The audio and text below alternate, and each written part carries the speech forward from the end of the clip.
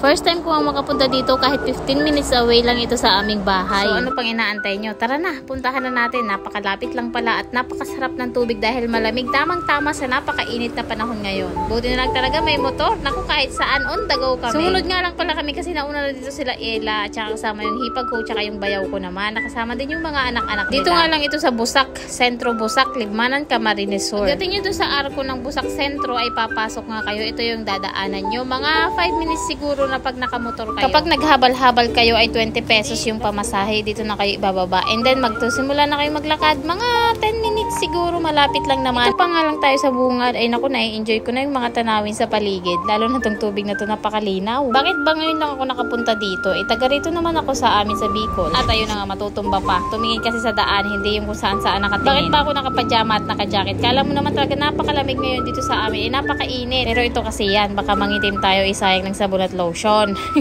So, continue lang tong lakarin hanggang sa makita nyo na yung inyong mga hinahanap. Hinahanap yung mga jowa. Naku, walang forever.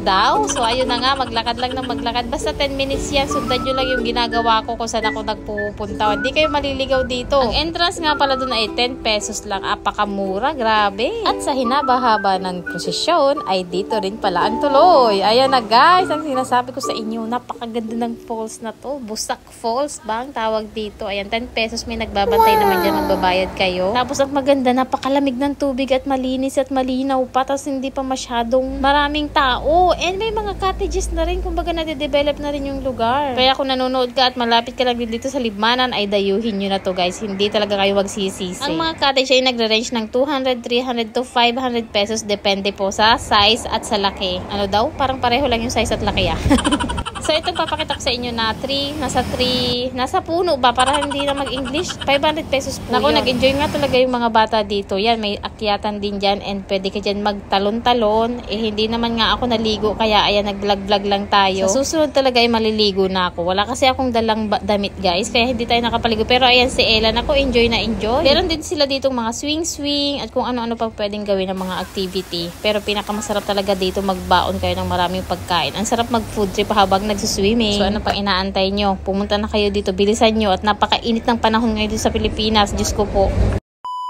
Magluto tayo ng dinner natin guys. Gamit itong mismo na bigay ng kapitbahay. Ang swerte namin, may kapitbahay kami nagbibigay ng mga gulay at nakukuha na ng malunggay na libre.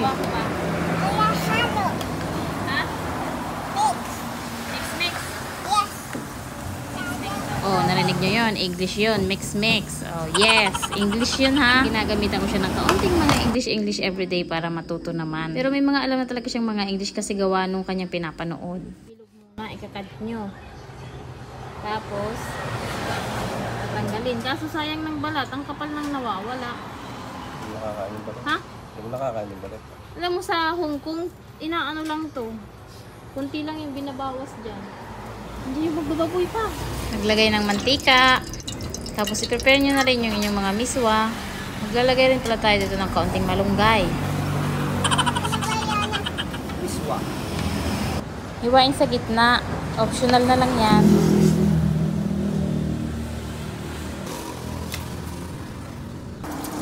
Ako luluwag ka naman. Tulungan mo ako. Tulungan mo ako, mama.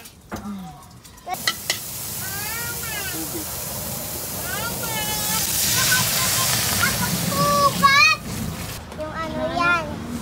Ano? Papasod ini. Oh, yan na lang hugasan mo. Bakit? Kasi papasod yan. Miswa. Sinasabi.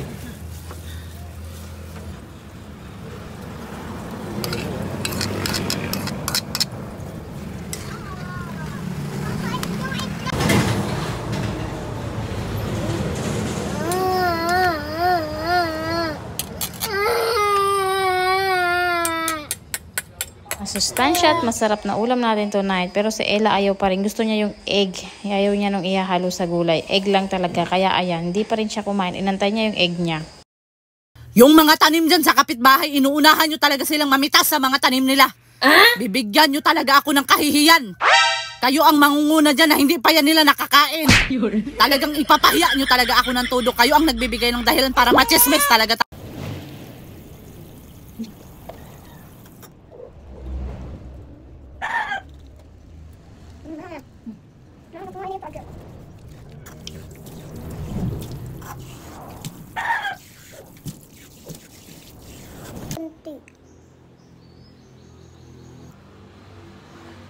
Kunti.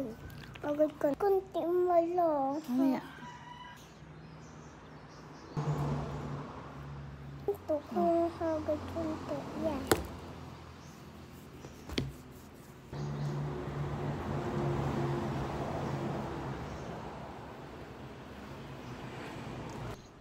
Ako ba?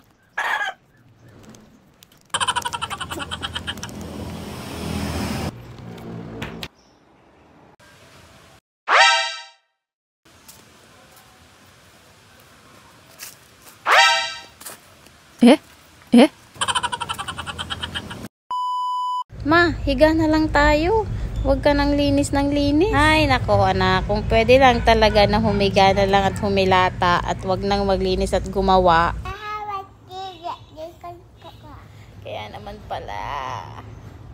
Ah. Hawa ka, Didi. May kain ka ng tinapay nasa higaan. Sino na naman nagsampay nitong mga tuwalya dito? Sinabi ko na nga sa labas to isasampay, hindi sa kwarto. Ay. Ito, mamaya ay may mga ugat na mamumunga na tong mga to. Kanina ko pa inutos tong mga pinggan na hugasan na. Wala na namang gumagawa. Nag-cellphone na naman lahat. Sobrang taas na, hindi nyo man lang malabhan. Pero ang dami-dami yung mga oras sa pagsiselfon nyo. Ito, kahit isang oras, kaya nyo natang tapusin para malabhan na itong mga to. Inaamag na. Talaga itong mga batang to, nakakahiya kayo kapag kayo napunta sa ibang bahay, sasabihin ganyan kayo, tapos sisihin na naman kami. Hindi kayo naturuan. Meow, meow, meow, meow. Meow, meow, meow, meow, meow. Meow, meow,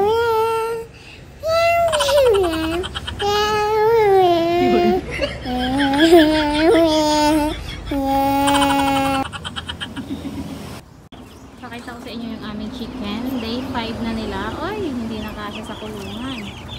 Oh, naglilipara na. Doon to sa babuyan ilalagay natin. Uy, magugutom na kayo. Tinaas namin yung kanilang inuman kasi mga naliligo lagi yung mga basa, baka magkasakit. Pero mainit naman yung panahon ngayon, kaya okay lang. Pero aray ko, ang tapang ha. Sabi nila, pag namimili daw kayo ng gagawing aalagaan, lalaki daw. Kasi matakaw, mabilis lumaki. Ayan, pag malalaman nyo daw na lalaki, malalaki yung mga ulo at saka yung paa daw, malalakad ganyan, matataba yung mga paa. Sinabihan kami nung nagtitinda. So, ayan. Bali, ano na ba ngayon? Sabado. 1 week na siguro to guys. Ay, bumot ko na kung kailan namin binili. Baka 1 week na ito sa amin. Ayan, ang lalakas ng kumain. Grabe. Nakadalawang bili na kami ng patuka nila. Ayan, mauubos na naman. B1 ba yun? Buy 1 yung binili natin. Ayan, investment natin to guys.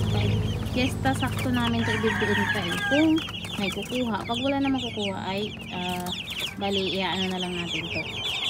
Ang tawag doon, ititinda. Gawin natin sa kainan. Ano? Kakainin ko lang. Baka mga gutom na. Lagi mga gutom. Ayan.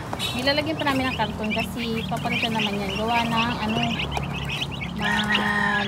malalamig yung paggabi kaya dapat may karton. Doon lang muna pinapatukan ni Papa Alvin. Pag nilipat na natin sa kulungan nila na malaki-laki, meron siyang ginawa doon na patukaan. Yan, laging mga gutom. Kada punta ko dito, ikala may gutom na gutom. Dapat meron tayong ganito no, para sa pakain. Unlimited lang ng kain. Sabi ni Papa Alvin, pag 2 weeks pwede nang pakainin ng mga dahon-dahon, ng mga kanin, yung mga tira-tira sa kainan para hindi lasang pigs. Kumbaga meron pa rin nakakain na natural. Hindi lahat ay pigs lang.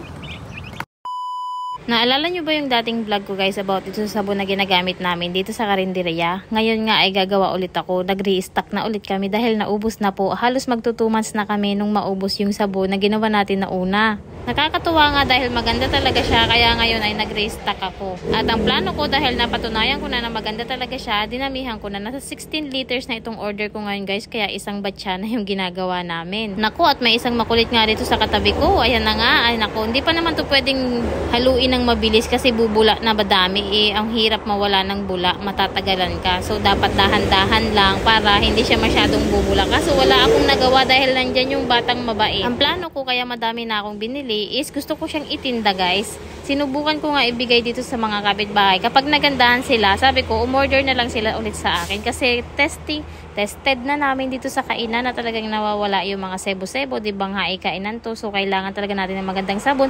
Alam nyo ba na parang joy din siya guys, and ang maganda dun, makakamura ka kasi binibenta ko sa kanila 1 liter, nasa 70 pesos lang.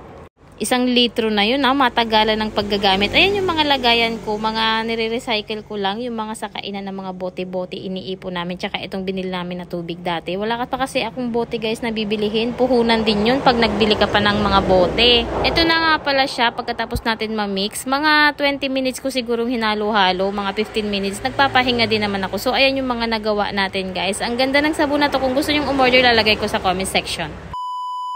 So, ayun lang muna yung vlog natin today. Thank you for watching. Don't forget to like and share. Maingay na naman. May music na naman tayo. Lagi kami nagpapatugtog dito sa kainan guys. So, bantayin muna tayo dito sa karinderya. Yun lang. Don't forget to bye-bye.